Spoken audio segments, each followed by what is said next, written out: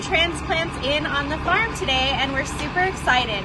So these transplants, first of all, take a lot of planning. We start planning where we are going to plant watermelons before the beginning of the year because we had to order these transplants by the end of January of this year. Then they were grown in a greenhouse called Head Start Nursery in Southern California and transported by semi-truck over to us. The interesting thing about the transporting process is that they're transported in these large wooden boxes. So there's no temperature regulation. Therefore, they have to make sure that when they're transporting them, it's a low enough temperature to not damage the plants. So they usually transport them overnight.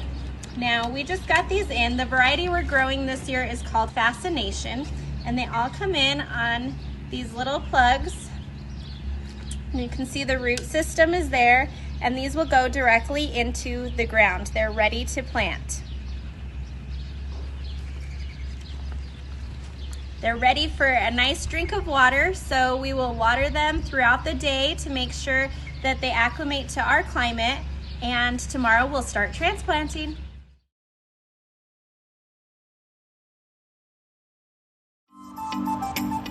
And now we're ready to take these transplants out into the field and load them. So we will actually put this entire box onto a tractor trailer, and they will take that out to the field. Then they'll pull it out by tray to put onto the transplanter, and we have people sitting on the transplanter actually putting these one by one into the ground. One tractor trailer holds all the female plants and one tractor trailer holds all the male plants. So when we're in the field, we have 3 tractors going. One with the trailer pulling female plants, one with the trailer pulling male plants, and one with the pulling the transplanter itself.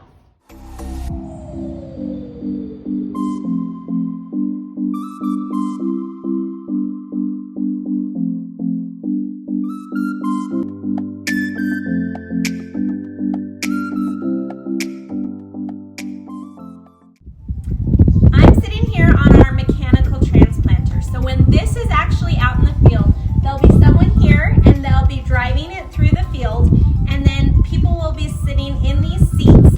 They'll take those black trays that I showed you and actually place them in these slots. And then as the tractor is going through the field, they will pull one transplant at a time and place them within these cups. You'll notice a few of the cups are taped off, and that is so that we get adequate spacing from plant to plant. So on this transplanter will only be female plants. Okay, so once the transplants are dropped into the cup, they will go directly down through here, through the metal chute, into the metal shoe that'll actually push them into the ground.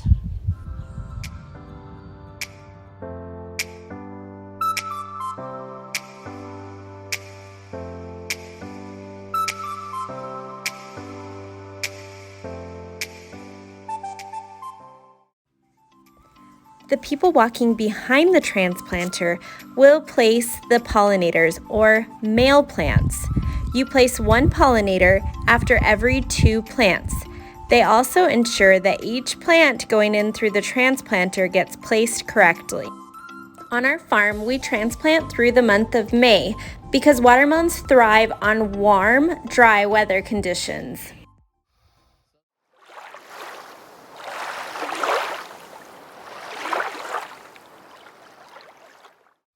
So the most important thing to do whenever we get the watermelons transplanted is to get water on them as fast as possible. We used to put water in line as we were transplanting, but the amount of time it took to fill the tank up between passes was slowing us down dramatically. So instead we put all of our transplants in dry and then turn the water on as soon as they're done. And we have inline drip irrigation, so there's a line underneath every single plant that we're putting in, so within about an hour or 2 it's got fresh water to the little plants that we're putting in the ground. Plantings get staggered once per week for 4 weeks straight. This ensures we have enough labor to harvest when they're ready. The second most important thing in the watermelons is to get it some startup fertilizer. So we usually let the water run overnight and get the ground good and saturated so that the new roots can have that moisture and oxygen that they need. And then we apply usually a phosphate fertilizer that stimulates the root system and causes them to break out of that root ball that we just put in the ground and start to actually stretch in and go find their own nutrients in the soil.